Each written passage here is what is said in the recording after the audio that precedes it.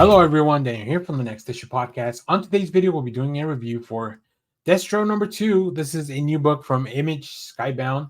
Let's talk about the creative team before we get into this book.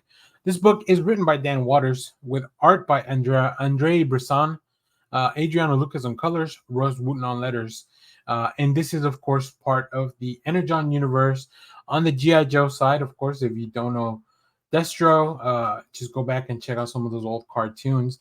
But pretty much he's the arms dealer that works with sometimes against his will, especially in this series.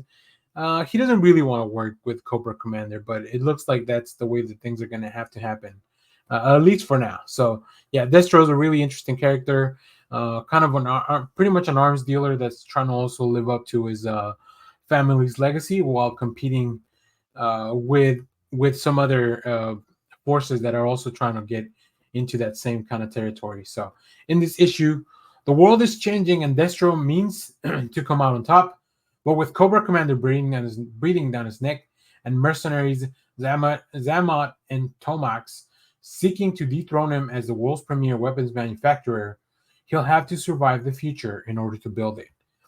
And yeah, this is what I really enjoy about this book is how Dan Waters is able to kind of give you two different stories. You're not only following Destro and all his attempts to win out in this arms race, but you're also following Zamat and Tomax as they are also trying to do the same thing on their side. And it's interesting to see their different approaches, the different focus on things, like how there are kind of different priorities for each one of them, even though they're both kind of fighting for the same goal. And of course, we see that, Destro is over in his own republic of Darklonia.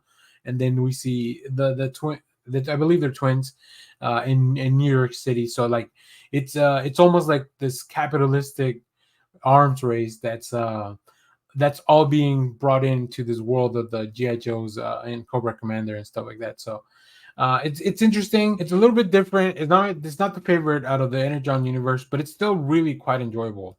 Also, let's talk a little bit about the art here. As you can see, this is what I was talking about with the parallel storylines, right? We have one page for Destro and everything that he's doing in his own headquarters.